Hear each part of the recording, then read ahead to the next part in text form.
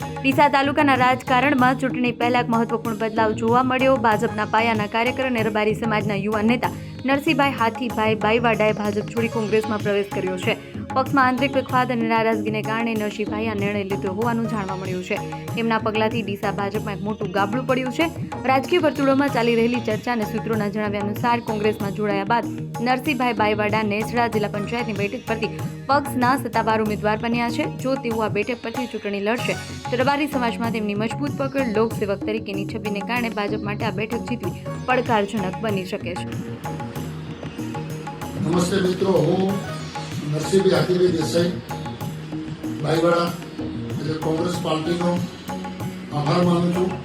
શ્રીમાન અમિતભાઈ ચાવડા સાહેબ, પ્રદેશ કોંગ્રેસ પ્રમુખ દિનેશભાઈ મેવાણી સાહેબ, યાદવભાઈ ઠાકોર સાહેબ, જિલ્લા કોંગ્રેસના પ્રમુખ શ્રી ગુલાબસિંહ રાજપૂત સાહેબનો તેમને નેસડા કોંગ્રેસ પાર્ટીમાં જિલ્લા પંચાયતની ટિકિટ આપી છે અને મને નેસડા જિલ્લા પંચાયતના તમામ ગામોમાં આવતા તમામ સમાજના મતદારો ભાઈઓને મારી વિનંતી છે કે મારા જીવનની આ પહેલી ચૂંટણી છે એટલે હું આપને હાથ જોડીને વિનંતી કરું છું। હું આવતીકાલે મારું ઉમેદવારી પત્ર રજૂ કરીશ તો નેસડા અને ડીસા તાલુકા વિધાનસભા અને સમગ્ર બનાસકાંઠામાં કોંગ્રેસનો ઝંડો આપે ફરકાવ છે। લોકસભામાં એ જ રીતે જિલ્લા તાલુકા પંચાયતમાં ફરકાવવા મારી વિનંતી છે। સામે તાનાશાહી સરકાર અને મારી ટિકિટ ભાજપમાં પણ નક્કી હતી, અમુક લોકોને પેટમાં બળ્યું એટલા માટે ન છૂટકે મેં ભારતને નેસડા માગી હતી।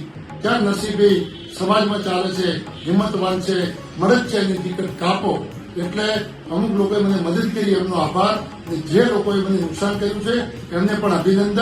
અને મારી સામે નેસડાના તમામ સમાજના જે લોકોએ ઉમેદવારી કરી હતી એ લોકોએ પણ મને ખૂબ સાથ સહકાર ભાજપમાં હતો। તમે આવો નરસિંહભાઈ, તમે આવો।